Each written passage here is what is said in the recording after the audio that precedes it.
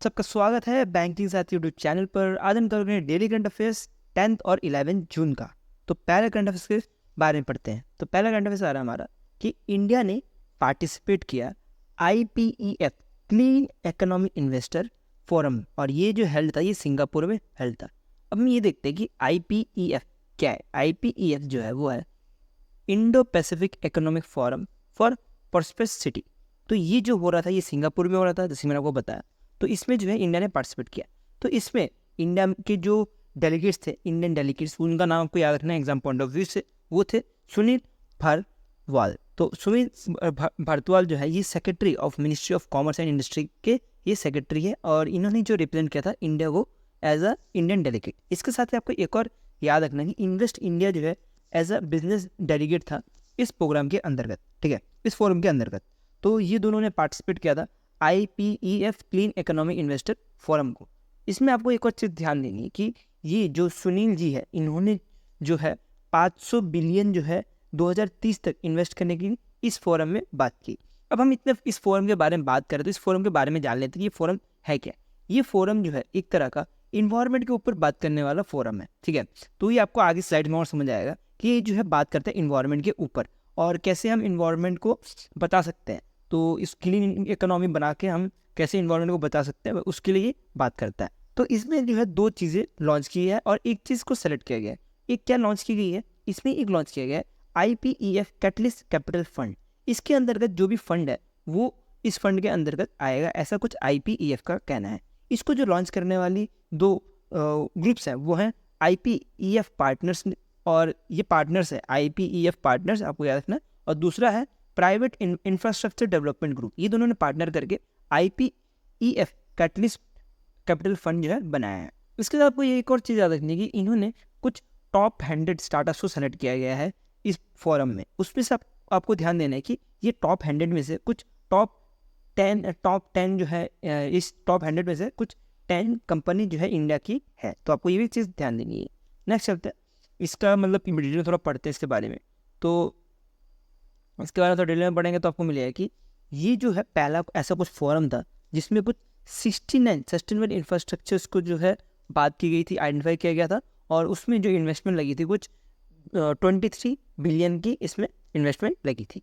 ये जो IPEF है इसको पहली बार लॉन्च किया गया था 23 मार्च 2024 में, और इसको लॉन्च किया गया था टोक्यो जापान में। और इसको लॉन्च करने वाली कंट्री कौन सी थी, जो USA थी। USA और जापान ने मिलकर इसको जो है लॉन्च किया गया था, और ये जो है इंडो पैसिफिक रीजन के लिए लॉन्च किया गया था। इंडो पैसिफिक रीजन में कैसे जो है क्लाइमेट्स को बचाया जाए उसके लिए इसको लॉन्च किया गया था, ठीक है।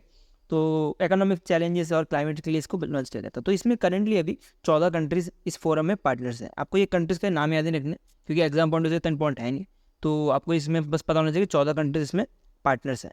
और ये जो था ये टैकल करेगा जो 24th सेंचुरी का इकोनॉमिक चैलेंजेस है इंडो पैसिफिक रीजन को, उसको टैकल करने का काम करेगा ये फोरम। तो इसका यही काम है, ठीक है। इसके साथ ही मैंने आपको जैसे बताया ना इकोनॉमिक सस्टेनेबल की बात की, तो मतलब क्लाइमेट चेंज के लिए भी लड़ने का काम करता है फोरम। तो आपको इस बारे में थोड़ा बहुत पता होना चाहिए फोरम के बारे में। नेक्स्ट चलता है करंट अफेयर्स के ऊपर। नेक्स्ट करंट अफेयर्स आ रहा है कि India, south Korea, Japan, USA और यूरोप यूनियन ने पार्टनर करके एक बायो फार्मास्यूटिकल अलायंस बनाया है, ठीक है। लॉन्च किया उन्होंने बायो फार्मास्यूटिकल अलायंस लॉन्च किया, या तो पार्टनर बने ये पाँचों के पाँचों कंट्रीज मिलकर। और ये क्या करेंगी, इनका ऑब्जेक्टिव रहेगा कि जो ड्रग सप्लाई का शॉर्टेज हो गया था कोविड के टाइम पे, वो शॉर्टेज ना हो, या अभी अगर फ्यूचर में कुछ ऐसा पेंडेमिक आ जाता है या नॉर्मली सिचुएशन जब नॉर्मल रहे तब भी, तो उसके लिए ये 5 कंट्री ने पार्टनर किया। और ये जो 5 कंट्री ने पार्टनर किया ये क्या है, बायो इंटरनेशनल कन्वेंशन 2024 जो कि USA में हो रहा था, ठीक है। ये था हमारा जो ये पूरा न्यूज़ था। इससे ज़्यादा आपको डिटेल पढ़ने की जरूरत नहीं है एग्जाम के लिए, ठीक है। नेक्स्ट चलते हैं करंट अफेयर्स पे। नेक्स्ट करंट अफेयर्स आ रहा हमारा कि फ़ोनपे ने पार्टनर किया है पिकमी। पिकमी क्या है, ये एक तरह का समझ लीजिए इंडिया का जैसे रैपिडो है ना, वैसे ही कुछ पिकमी है श्रीलंका का। तो ये क्या है, एक राइड हेडिंग प्लेटफॉर्म है। तो ये राइड कराता है, ठीक है। तो उसके लिए पिकमी बनाया है, जो कि टू व्हीलर या तो नॉर्मल जो 4 व्हीलर्स होते हैं, ऊबर ओला भी बोल सकते हो, तो वैसा कुछ श्रीलंका में एक ऐप है, मतलब राइडिंग ऐप है। तो ये फ़ोनपे और पिकमी ने एक MOU साइन किया, और ये जो है करेंगे एनेबल UPI पेमेंट को एनेबल करेंगे कहाँ पे, श्रीलंका में। और ये UPI पेमेंट किसको हेल्प करेगा, जो भी इंडियन ट्रैवलर जो श्रीलंका में जाते हैं तो उनको हेल्प करेगा। तो तो इससे पहले आपने एक और न्यूज़ पढ़ा होगा, मई 2024 में मैंने आपको मंथली वीडियोस में पढ़ाया है और इवन मैंने डेली वीडियोस में पढ़ाया कि फ़ोनपे ने लंका पे के साथ भी पार्टनर किया था कि जो यूपीआई पेमेंट जो है श्रीलंका में और बढ़ाने के लिए। और इसके साथ ही 2024 में अप्रैल में 2024 में ही फ़ोनपे ने सिंगापुर के साथ भी पार्टनर किया था, वो था सिंगापुर टूरिज्म बोर्ड के साथ। तो सिंगापुर टूरिज्म बोर्ड के साथ पार्टनर किया था क्योंकि जो भी इंडिया विजिटर जो सिंगापुर में जाएंगे तो वो भी जो है यूपीआई का लाभ ले पाए, ऐसा कुछ करने के लिए जो फ़ोनपे ने पार्टनर किया था। तो आपको ये तीनों के तीनों न्यूज़ आपको एक ही पीपीटी में मिल गया, ठीक है। नेक्स्ट चलते हैं current affairs. Next current affairs आ रहा है हमारा, national company law tribunal. National company law tribunal ने अप्रूव कर दिया है मर्जर, ये बहुत इंपॉर्टेंट है, ठीक है, ये मर्जर इंपॉर्टेंट है। मर्जर किसका? विस्तारा और एयर इंडिया का। एयर इंडिया और विस्तारा का मर्जर जो है किसने अप्रूव कर दिया है? नेशनल कंपनी लॉ ट्रिब्यूनल ने। और इसके मर्जर के बाद अगर ये मर्जर कंप्लीट हो जाता है, जो कि मेरे ख्याल से होना भी चाहिए, तो उसके बाद जो है वो ये जो कंपनी है ये वर्ल्ड का लार्जेस्ट एयरलाइंस बन जाएगी, जो कि ग्रुप वाइज जो है ज्वाइन करके लार्जेस्ट कंपनी बनने जा रही है, ठीक है। और ये जो है अलाउ कर रहे हैं कि ये बोला है कि इनको बस सिर्फ 9 मंथ का टाइम है विस्तारा के पास जो भी डायल्यूशन है वो करने के लिए, ठीक है। तो ये डायल्यूशन करके किसके पास आएगा? एयर इंडिया के पास पूरा का पूरा विस्तारा आ जाएगा। और उसके बाद एयर इंडिया और विस्तारा, मतलब एयर इंडिया के जो भी एम्प्लॉयज़, विस्तारा के जो भी एम्प्लॉयज़ है या जो भी उधर काम करते हैं, तो वो जो है एज अ एयर इंडिया की तरह एयर इंडिया के पास जाके काम करेंगे, ठीक है। तो विस्तारा जो है ये जॉइंट वर्सिटी है टाटा ग्रुप और सिंगापुर एयरलाइंस का। और इसी वजह से जो है ये एयरलाइन जो एयर इंडिया आपको पता होगा ना कि टाटा ग्रुप ने खरीद लिया था जनवरी 2022 में। तो जनवरी 2022 में जब टाटा ने खरीद लिया था तो उसमें ही जो है टाटा का शेयर भी अच्छा खासा है, विस्तारा में भी कुछ मैं बोलूँ तो 73 के आसपास आपको टाटा का शेयर मिलेगा। तो इसी वजह से टाटा का इतना ज़्यादा शेयर होने की वजह से ही टाटा जो है अब कोशिश कर रहा है कि विस्तारा को जो है मर्ज कर ले एयर इंडिया में, और वो जो है एयर इंडिया जो है अपना बेस और ज़्यादा बढ़ाए, ठीक है। तो नेक्स्ट चलते हैं। नेक्स्ट करंट अफेयर्स आ रहा है हमारा कुछ साइंस एंड टेक की तरफ से, जिसमें इसरो ने पार्टनर किया है। ये आप देख सकते हो CNES जो कि एक फ्रांस की एक स्पेस एजेंसी है, और ये दोनों मिलकर क्या कर रहे हैं? एक मिशन लॉन्च कर रहे हैं जिसका नाम है मिशन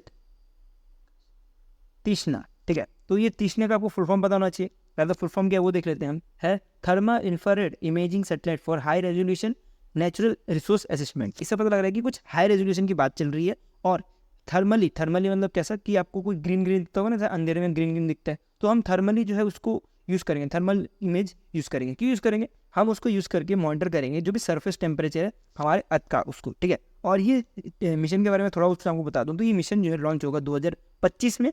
और इस मिशन के अंतर्गत बोला है कि ये मिशन जो है टोटल 5 साल का इसका ऑपरेशन टाइम होगा, ठीक है। तो ये जो मिशन तृष्णा है, इसको जो है इसकी जो सैटेलाइट इसके बारे में थोड़ा कुछ पढ़ लेते हैं, एग्जाम पढ़े जो इंपॉर्टेंट है कि इसमें जो है पेलोड के बारे में कुछ पढ़ते हैं। पहले तो पेलोड जो है इसके 2 तरह के होंगे, एक होगा थर्मल इंफ्रारेड, जो कि आप देख सकते हो उधर वो था ना थर्मल इंफ्रारेड, ये जो आपको लाइन दिख रहा है, तो ये थर्मल इंफ्रारेड जो है ये बनाएगा CNES, इसका प्रोवाइड करने का काम होगा, ये प्रोवाइड करेगा फ्रांस की एजेंसी। और इसके बाद जो virtual near the infrared short wave infrared है ये जो है बनाएगा खुद इसरो, ये इसरो का बनाने का काम रहेगा, ठीक है।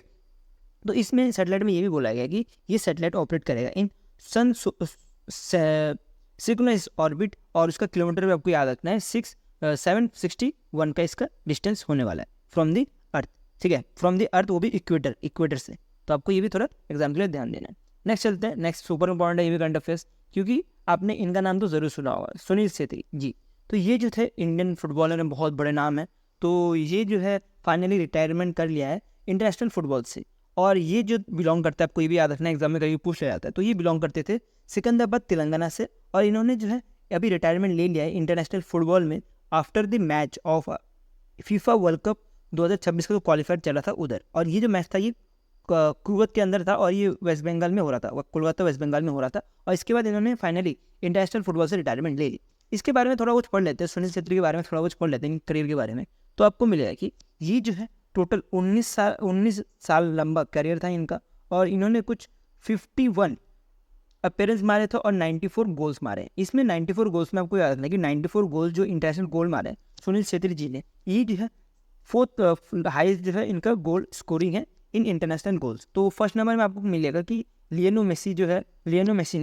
रोनाल्डो जो है सबसे हाईएस्ट है, इन्होंने कुछ 128 जो है इन्होंने गोल मारे हैं, और सुनील छेत्री जी ने कितना मारे आपको याद रखना है कि 94 मारे, ठीक है। इसके बाद चलते हैं इनके अवार्ड्स के ऊपर पढ़ते हैं, क्योंकि कभी कभी एग्जाम में जो है इंपॉर्टेंट जो पर्सनैलिटीज होती है उनमें अवार्ड में भी क्वेश्चन आ जाते हैं। तो आपको याद रखना है कि इनको जो है अर्जुन अवार्ड मिला था 2011 में, पद्मश्री अवार्ड मिला था 2019 में, मेजर ध्यानचंद अवार्ड मिला था 2021 में, और इसके साथ ही इनको जो है खेल रत्न अवार्ड भी मिला, और ये पहले फुटबॉल प्लेयर हैं जिनको जो है खेल रत्न अवार्ड मिला हुआ है। तो आपको ये ध्यान रखना है। इसके साथ इन्होंने कुछ different all India football federation player of the year का अवार्ड भी जीता है, और टोटल 7 बार जीता है। ये आपको याद नहीं रखना कि कौन कौन से डेट में जीता है, पर आपको याद रखना, इतना याद रखना कि ये 7 बार जीते हैं, ठीक है। तो अब नेक्स्ट चलते हैं हम। नेक्स्ट आ रहा है हमारा कि एक MU है, ये है मिनिस्ट्री ऑफ माइंस ने साइन किया एक MU किसके साथ, central tuberculosis division of ministry of health and family welfare के साथ। तो ये क्या करने वाले हैं, ये दोनों जो है मिलके जो ट्यूबरकुलोसिस है इंडिया में 2025 तक एंड करने वाले हैं, ठीक है। तो ये जो है इनिशिएटिव लिया गया है under the national tuberculosis elimination programme के अंतर्गत दिया है, ठीक है। तो हमारा जो इंडिया का एम भी है कि 2025 तक जो है हमें जो है पूरा पूरा ट्यूबरकुलोसिस खत्म करना है। तो उसी के लिए ये जो है एक बहुत बड़ा मूव है ये 2 ऑर्गेनाइजेशन के बीच में। नेक्स्ट चलते हैं। नेक्स्ट हमारा वन लाइनर्स है। वन लाइनर्स में पहला है रिपोर्ट है यूनिसेफ की तरफ से, यूनिसेफ चाइल्ड न्यूट्रिशन रिपोर्ट 2024, जिसमें बोला गया है कि 4 में से 1 चाइल्ड जो है ग्लोबली जो है भूखमरी में रहता है, ऐसा कुछ यूनिसेफ चाइल्ड न्यूट्रिशन रिपोर्ट का कहना है। रिपोर्ट्स में ना क्वेश्चंस ना ज़्यादा डीप में नहीं पूछे जाते, एग्जाम्स में आपको पूछ लेगा कि 4 में से कितने बच्चे जो है ग्लोबली पॉवर्टी में रह रहे हैं, तो आपको याद रखना कि 1 रह है। इससे ज़्यादा आपको डिटेल में नहीं पूछेगा। इससे ज़्यादा अगर कुछ डिटेल में बनता है तो मैं मंथली में कवर करा दूंगा, अभी के लिए पढ़ने की कोई ज़रूरत नहीं है, क्योंकि रिपोर्ट्स में क्वेश्चन मैं बोल रहा हूँ वापस ज़्यादा नहीं आता, प्रीवियस से उठा के देखो तो आपको पता लग जाएगा।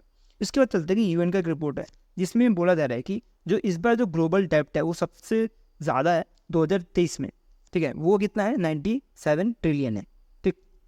नेक्स्ट चलते हैं। नेक्स्ट साइंस एंड टेक से न्यूज़ है कि ये 2 कंट्री आपको याद रखना है, ये 2 कंट्री जो है नासा का आर्टेमिस अकॉर्ड जो है साइन किया है, और ये अकॉर्ड के अंतर्गत क्या कहा जाता है कि ये एक तरह का पीसफुल स्पेस एक्सप्लोजर है, कि पीसफुली हम जो है स्पेस को जो है यूज़ करेंगे, और जो भी आउटर स्पेस है उसके लिए कुछ रूल्स और रेगुलेशंस है। तो ये दोनों कंट्री ने साइन किया और ये मेंबर बन चुके हैं, एज अ सिग्नेटरी बन चुके हैं 41 और 42। इसके बाद चलते हैं, एक इंपॉर्टेंट न्यूज़ है। इंपॉर्टेंट न्यूज़ क्या है कि रशिया के एक पर्सन है, आप इधर नाम देख सकते हो, ये जो है पहले पर्सन बने हैं जिन्होंने 1000 जो है क्यूमुलेटिव डे जो है क्रॉस किया है स्पेस में, वो भी स्पेस में कहाँ, इंटरनेशनल स्पेस स्टेशन पे। इंटरनेशनल स्पेस स्टेशन पे इनने 1000 क्यूमुलेटिव डे किया है। 1000 क्यूमुलेटिव डे का मतलब ऐसा नहीं कि 1000 कंटिन्यूसली रहे हैं, मतलब मान लीजिए कभी 90 दिन रहे हैं, उसके बाद कभी 80 दिन रहे हैं 2008 से, ठीक है। तो वैसे ही कर करके इनके टोटल कितने हो गए, 1000 डे हो गए। इसके लिए इनको बोला गया 1000 क्यूमुलेटिव डे हुआ है, ठीक है। नेक्स्ट कंट्री चलते हैं। नेक्स्ट 2 अपॉइंटमेंट्स है। तो पहला अपॉइंटमेंट है कि समीर बंसल को as a MD and CEO बना दिया PNB मेटलाइफ का, और इन्होंने जो सक्सीड किया है वो आशीष श्रीवास्तव को किया है। तो आपको ये भी याद रखना है, एग्जाम में इंपॉर्टेंट है क्योंकि बैंक का अपॉइंटमेंट। इसके बाद जो है ये नेक्स्ट अपॉइंटमेंट है क्रोन प्रिंस ऑफ कुवैत, ये आप यहाँ से पढ़ सकते हो, ठीक है। तो आज के लिए इतने था करंट अफेयर्स। मैं होप करता हूँ जो मैंने आपको पढ़ाया वो आपको समझ आया। अगर आपको इसका PDF चाहिए तो आप टेलीग्राम ग्रुप ज्वाइन कर सकते हो, और अगर आपको मेरे मंथली PDFs या आपको वीकली PDF भी चाहिए तो आप टेलीग्राम ग्रुप से डाउनलोड कर सकते हो, वो ऑलरेडी अपलोडेड है। और इसके साथ आपको मेरा कोई दूसरा वीडियो देखना है तो आप इस वाले वीडियो भी क्लिक सकते हो। इसके बाद मैं आपको यही मिलूंगा। अभी के लिए हम इतना रखते हैं। Thank you for watching this video.